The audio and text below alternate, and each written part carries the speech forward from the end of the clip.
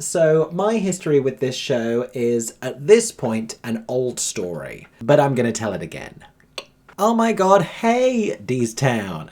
Welcome back to my theatre-themed YouTube channel. My name is Mickey Joe, and I am obsessed with all things theatre. I am a professional theatre critic and a content creator here on YouTube, and I was recently invited to the official opening night of the West End return of the musical Hadestown. This show, written by singer-songwriter Anais Mitchell, which has been in development for years and was briefly seen in London at the National Theatre. I got to see it there. It subsequently it did undergo changes.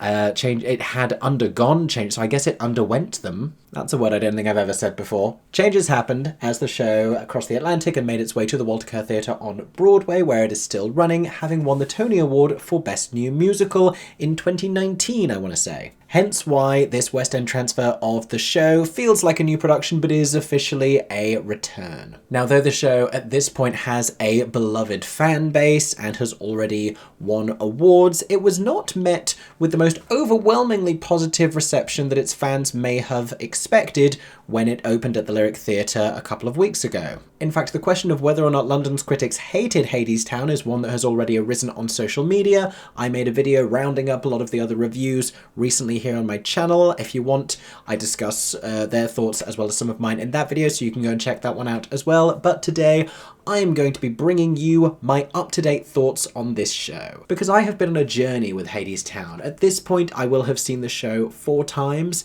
and my opinion of the thing keeps shifting every single time. And I feel like now I have finally been able to settle on my definitive opinion of this piece of theatre, and I'm going to share that with you today. I'm excited to share that with you today. If you are excited about it, please make sure to subscribe to my theatre-themed YouTube channel if you are not already. It's a huge help, and it means that you are unlikely to miss out on any of my upcoming videos. There will be many more reviews, there will be theatre news, there may even be some exciting announcements that I am desperate to tell you about. Make sure you're subscribed with the notifications turned on so that you don't miss any of the videos. Finally, if you have had the chance to see Hadestown, either on Broadway or in the West End, I am curious to hear all of your thoughts about it. Comment down below. Do you agree with what I have to say about the show? Do you have anything to add to the conversation? Who do you think gave a standout performance? What's your favourite moment in the score? Tell us everything. Comment it down below. I am excited to read what you think. Here are my thoughts on Hadestown.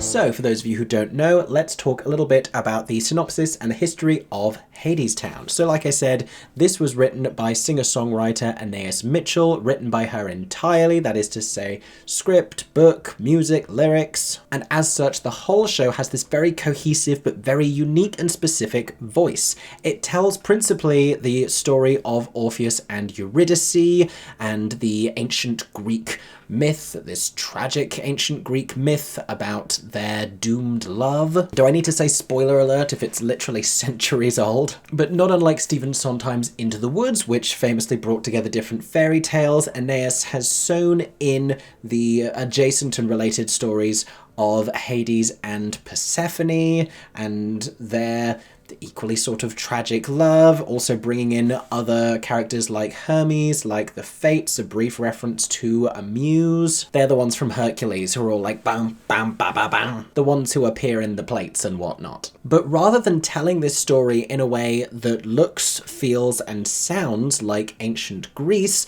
the setting is a little more up to date and a little smoky and a little jazzy, and it evokes the feel of this sort of New Orleans, Louisiana jazz setting, this sort of pseudo contemporary / 20th century vibe. There's very little in it that feels specifically modern, so it has this sort of a timeless quality. I've said that about the show before. But as the action transitions from this initial setting to the location we come to know as Hadestown, it also feels like this sort of a mining community, this more industrial setting, the relevance of which I feel like I now have a firmer grasp on, and I will tell you about that in the next section. But the aesthetic of the show and the design and the feel and the tone of it is all dictated by the quality of this material. by its jazz influences, but also its sort of folky and timeless ethereal quality, and it pairs very well with the ancient Greek setting. The struggle in adapting anything ancient is how to find a musical quality that doesn't feel anachronistic in its modernness.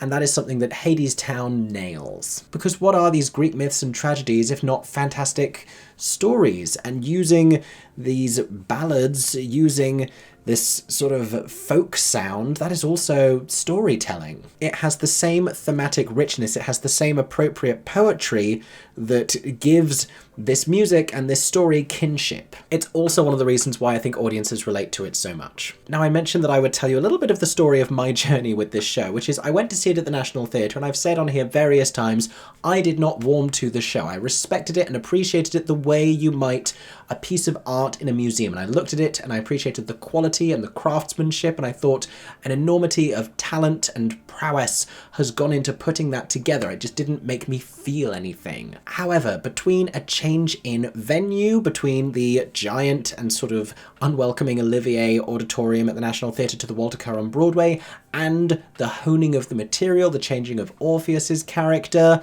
I instantly thought the show was a lot stronger. Not only that, I had more of an emotional response to it, but I still wasn't experiencing fireworks, which is perhaps my default expectation in the theatre. I love to have my socks blown off entirely. As do we all, I think. But what I came to realise is that Hadestown is not that sparkling glass of champagne of a show. It's also not a firework. What I think this piece of theatre is a slow drink. It's a whiskey that you have to develop a taste for, that you come to appreciate, the rich notes of which reveal themselves to you gradually over time. And that might mean that you don't like your first experience of it whatsoever. The second time you're a little more convinced, but by the third or fourth you've developed a taste for the thing. And rather than being this explosive, attention-grabbing firework, it's more of a gently simmering campfire. It's not as declarative in its emotional effect, not quite as obvious or even manipulative as a lot of other pieces of storytelling, but beneath that surface I do believe it blazes with the same intensity, which is a twofold metaphorical way of me telling you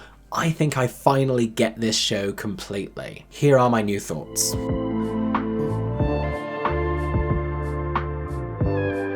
So all of that being said, Hadestown for me is now a 5-star show. And that isn't simply because it's won me over time and so many repeat viewings.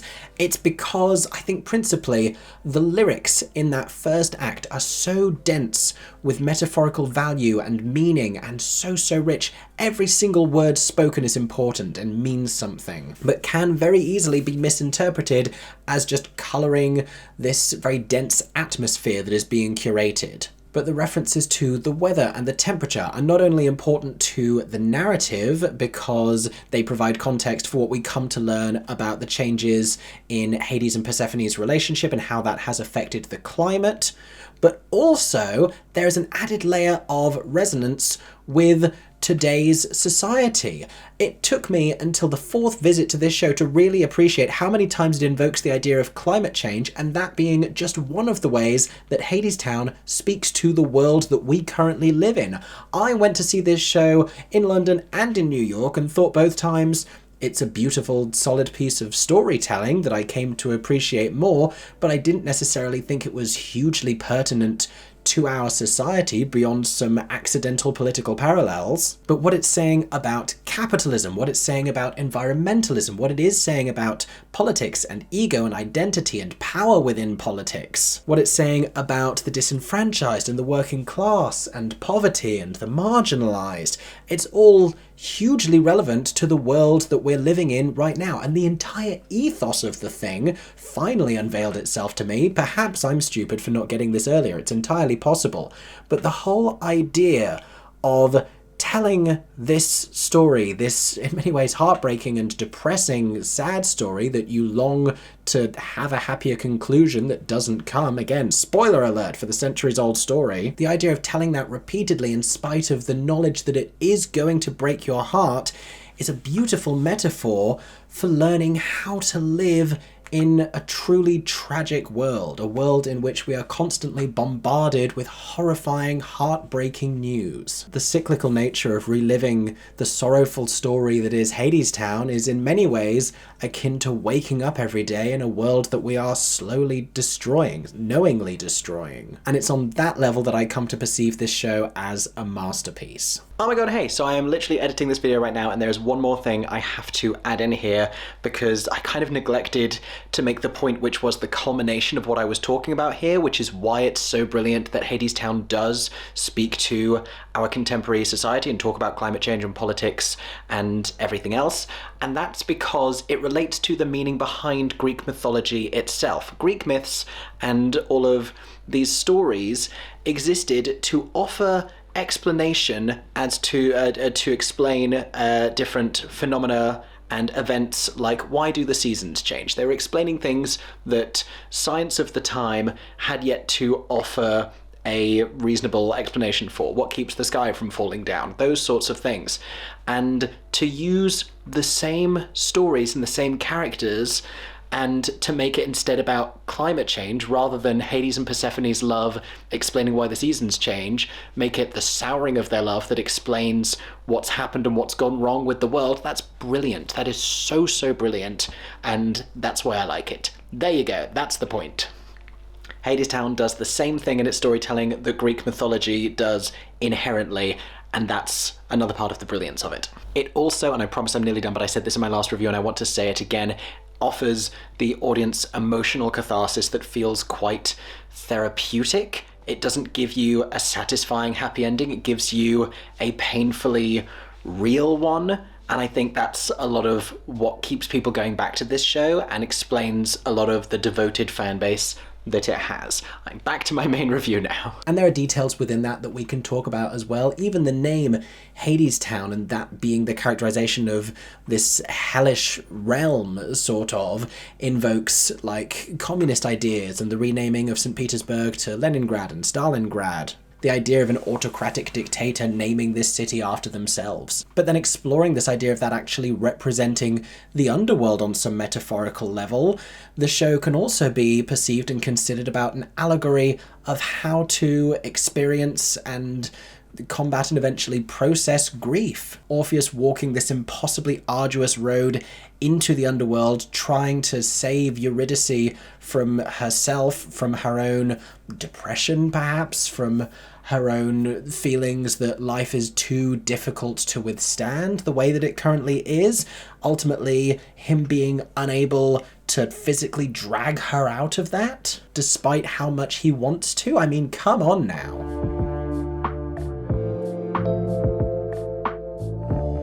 I want to talk a little bit about the brilliant creative team that so well understood this material to be able to capture its soul in the design, in the direction, in the choreography, because I do think it's one of those truly brilliant examples of a very cohesive team. That comes from the top with Rachel Chavkin as director, who gives such deference to this material and to this music and lends her artistry to a celebration of the lyric in every moment of this show. But amongst that, tackles not only the big ideas of the thing, how do we transplant the action to Hadestown, what physically happens to the stage in order to achieve this, what does the road to and from hell look like, and we could talk at length about the amazing sequence that is Doubt comes in towards the end of the show, and then the absolute gut punch that is the moment that follows, and how the character of that return from Hadestown is so uncertain and eerie and dark, and so contrasting to the triumph of soldiering on towards Hadestown in Wait For Me in the first act, with the swinging lights, with the swell in the music. But not only does Rachel nail the big picture ideas, it's the little details that she plants in all of the moments leading up to this. The way in which we are counting down to Eurydice making the decision to go with Hades, to make the deal with Hades, all of the implications of like the sexual contract between them. That's something that I don't think I felt as strongly in any previous production. Not to say that Patrick Page doesn't have his own mysterious sexual chemistry, because believe me, he does. But the chemistry between the two of them and this slightly uncomfortable quality to it in this production between Hades and Eurydice very much brought to the surface this, romantic is the wrong word, this sexual element to their relationship. But the meaning behind the candle that Eurydice is desperately trying to keep lit, that gets blown out when she makes the decision to descend to Hadestown. The fact that that entire descent is done on this circular lift, which, my goodness, just looks so cool. The fact that in this production, for the first time, Hermes has a pocket watch that was brought to my attention by my friends who I was at the first preview with, who had seen the show like upwards of 40 times each, and the pocket watch is only held and looked at whenever there is a lyric referencing death, referencing Eurydice specifically, or anything that invokes that idea, the idea of time and how much of it she has left. The way that the fates are constantly directed to swarm around her, the way that they lower these little veils over their faces when she does make the fateful decision that she does. Which brings us quite neatly to the costuming by Michael Crass. Again, the timeless quality of the design here, but also this slightly New Orleans, Louisiana inspired, specifically with the fates.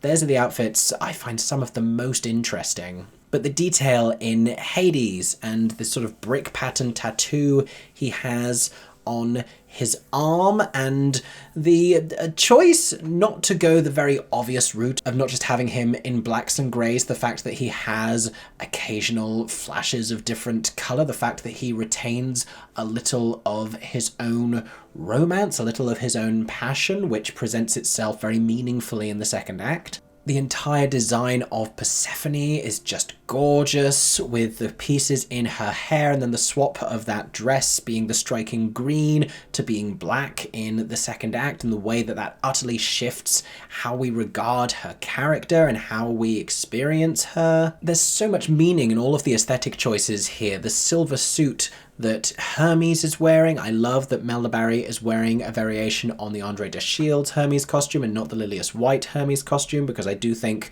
that that is better for her, and we're going to talk about her brilliant characterization in just a moment. That even just like the red bandana that Orpheus has tied around his neck, it seems like an innocuous detail, but it ties to what? It ties to the flowers that he conjures when he sings, and the idea of love and romance and passion that he is conjuring with his music, and the red bandana ties that quality to him and ties it to where? To his throat. He is conjuring it with his song. I'm telling you, the attention to detail in this show, I didn't appreciate this. The first few times I saw it, it has taken me multiple repeat viewings to go, oh my gosh, that's so much cleverer than I gave any of it credit for. Now, while we're chatting design, we have to talk about Rachel Houck's set design, because my goodness, not just the swinging lanterns, the entire thing, the way that it shifts, the fact that we have this central lift section, but the transition from above top to Hadestown, when the whole thing breaks apart and we see all of these sort of factory elements on the back wall and the way that it just expands. It's such a cool set. It's a really cool set. I love that it features the band on stage. That's one of my favorite aspects of this production. They sound fantastic, of course, by the way. Let's also give props to Tarek Merchant, who is the musical director for this production, but David Neumann's choreography as well. This was probably one of the creative aspects I had noticed the least in Hadestown, or thought was the least consequential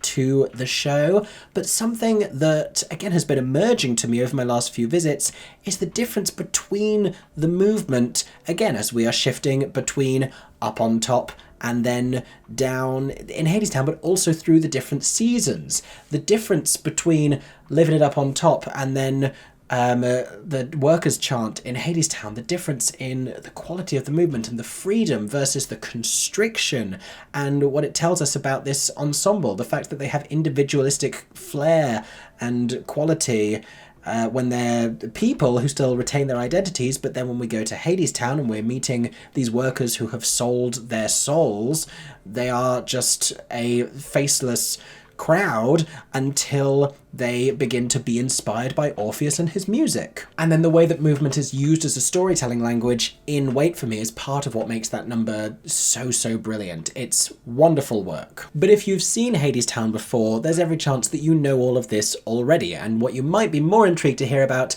is the UK cast. So let me tell you about each of these performances.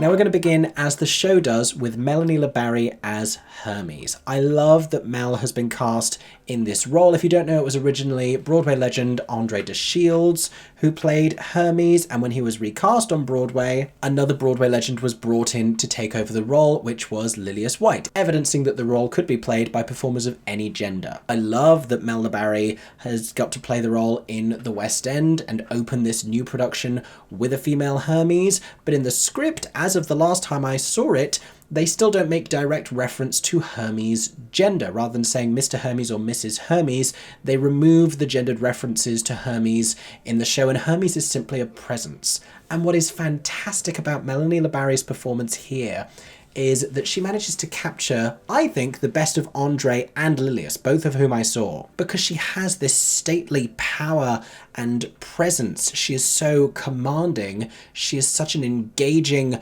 magical storyteller. She can conjure mystery and wonder effortlessly, but possesses so much power that she deploys brilliantly when she is shouting out the lyrics of Wait For Me. At the same time, she has access to a maternal quality, and her bond not only with Orpheus, this sort of a family sense, but also the ways that she meaningfully and momentarily engages with Persephone and Eurydice. That is all brilliant aspects of her characterization. The combination of those two ideas, I think, makes her the best Hermes I've ever seen. And make no mistake, though not directly involved in the narrative, Hermes is hugely important to this show. This show is all about telling this story, and it's Hermes who does that. And Mel is all the better for feeling really emotionally involved in the thing. One thing I love about Hadestown, and we're going to talk about this with all of the performers, is that the show allows them to utilize their own accents. This is something that we're seeing in various different shows like Six and a lot of other stuff at the moment, and I think that works really well for this. I don't think, though it has elements visually and in the music of like New Orleans, Louisiana, and though it's inherently Greek, I don't think it is tied to a specific place. I think actually the more different accents we have, the better, because it just feels like a story set anywhere and nowhere at the same time. Melanie uses her own Trinidadian accent, and I really love the quality that that affords to the material that she sings. Then we have Dónal Finn as Orpheus. Dónal is Irish, and if there's any other accent, this is very frivolous, but if there's any other accent that I think lends itself very well to this ballad style of storytelling, it's an Irish accent. Orpheus is a hugely demanding vocal role, and he sounds beautiful in the very upper register. There are moments in between. It's not the really high falsetto like la la la la la la la. That all sounds lovely.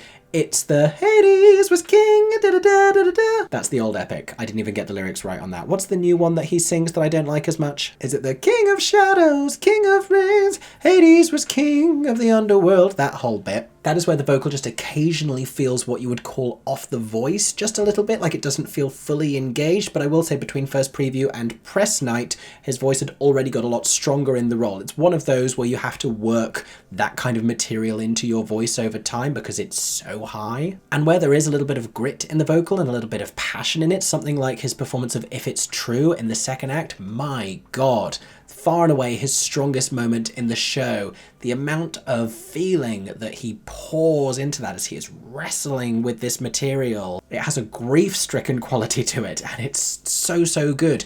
It's believably galvanizing, which is really important because this is the song that spurs all of the other residents of Hadestown, all of these other workers, into rebellion, essentially. But then in his acting characterization, he is also charming and just so lovably naive, which is a quality that they afforded Orpheus in the move from London to Broadway, and Reeve Carney played that well, but Dónal plays it even more believably, I think. There's a youthfulness to his Orpheus that is important. Now, he is opposite rising star Grace Hodgett-Young as Eurydice. Grace was recently seen in the big smash hit revival of Sunset Boulevard Boulevard by Jamie Lloyd at the Savoy Theatre, and she has headed straight from that into the West End return of Hadestown, playing Eurydice. She is from the Midlands and uses a Midlands accent. I think it accompanies a slightly grittier and more robust take on Eurydice than I've seen before, and even Oblizada played it pretty gutsy on Broadway, so to say that Grace is giving it even more fire and determination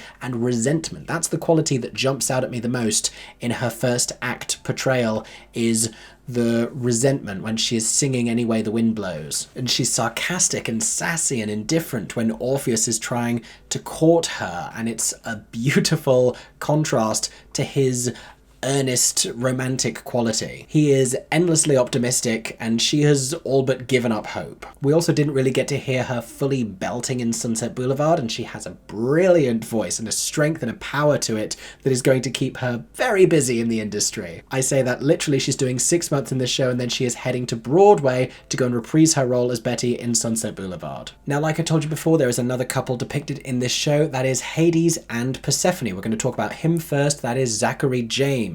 He is an American performer, an opera star, who has come over here with the show, giving us, again, another different accent, and he steps into the dauntingly large shoes of Patrick Page, who I got to see when he did it at the National, and whose resonance in his lower register is just so booming and powerful. When he used to do his first I Missed Ya to Persephone, that would get such a reaction, and Zachary doesn't quite elicit the same reaction. He has the range, truly enough, it just doesn't have the same kind of depth and resonance, and I think for that reason a lot of the Hades material in the first act, there's a little more emotionally guarded and a little more withdrawn, doesn't really win me over with his portrayal. However, by the second act, my god, his second act Hades is so good, and it suddenly emerges,